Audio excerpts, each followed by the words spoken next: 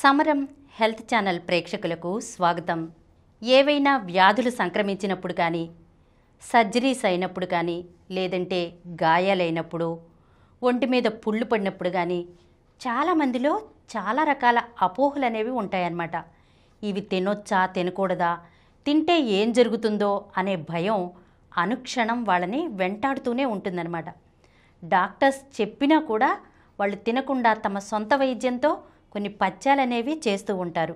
మరి ఈ పథ్యాలు చేయటం అనేది కరెక్టేనా, అందులో వాస్తవం ఎంత అనే విషయాలను గురించి ఈ రోజు నుండి మనం డాక్టర్ సమరం గారు రచించినటువంటి వ్యాధులు పథ్యాలు అనే పుస్తకం ద్వారా తెలుసుకుందాం.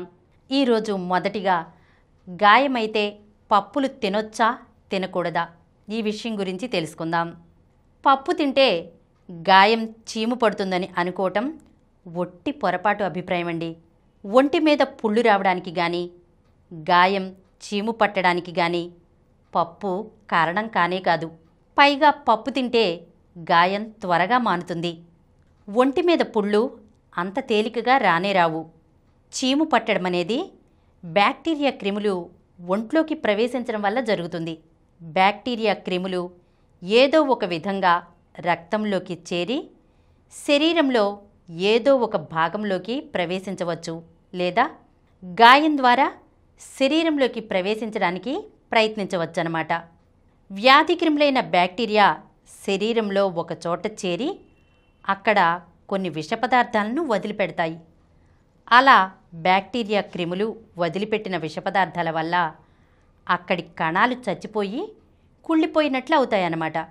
ఇది ఇలా ఉండగా రక్తంలో ఉన్న తెల్ల కణాలు శరీరంలో ఒకచోట కేంద్రీకరించుకుని ఉన్న బ్యాక్టీరియా క్రిములని సంహరించడంలో అనేక తెల్ల కణాలు నశించిపోతాయి. అయినా అత్యధిక సంఖ్యలో అక్కడికి చేరిన తెల్ల కణాలు బ్యాక్టీరియా క్రిముల చుట్టూతా ఒక వలయంగా ఏర్పడి ఆ క్రిములు ఇక వ్యాపించడానికి వీలు లేకుండా దిగ్బంధం చేస్తాయి.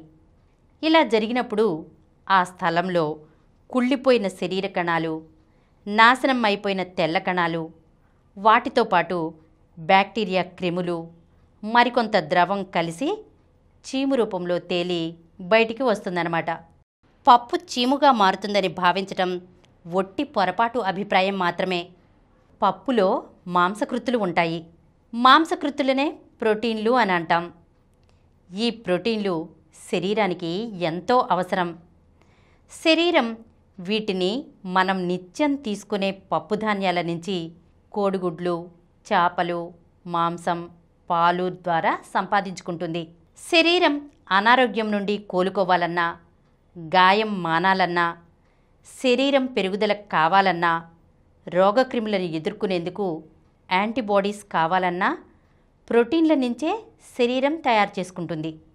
ఏ పప్పుల వల్ల శరీరంలో వ్యాధి నిరోధక శక్తి ఏర్పడుతుందో, బ్యాక్టీరియా క్రిములను కబళించి ముందుకు సాగకుండా యాంటీబాడీస్ తయారవడం జరుగుతుందో, శరీరంలో కణాలు చచ్చిపోయిన చోట కొత్త కణాలు తిరిగి తయారవడానికి దోహదం చేయడం జరుగుతుందో, అటువంటి వాటి వల్ల చీము పడుతుందని అనుకోవడం ఆయా వ్యక్తుల అజ్ఞానాన్ని తెలియజేస్తుంది.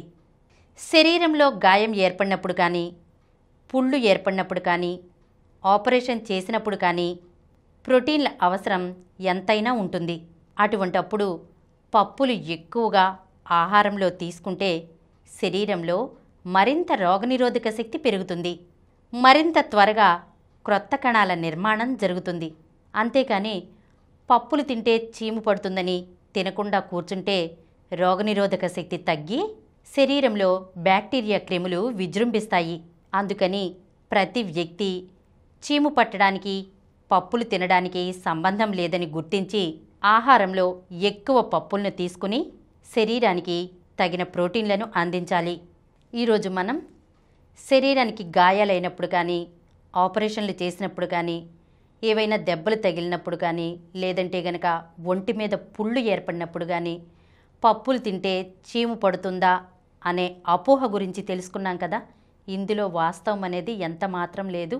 ఇంకా చక్కగా మనం ఈ పప్పుల్ని తింటేనే మనకి ప్రోటీన్ అనేది చక్కగా లభిస్తుందన్నమాట. తొందరగా గాయాలు కూడా మానుతాయి. నెక్స్ట్ ఎపిసోడ్లో పచ్చకామెర్లు వస్తే మజ్జిగన్నమే తినాలా, ఈ విషయం గురించి తెలుసుకుందాం.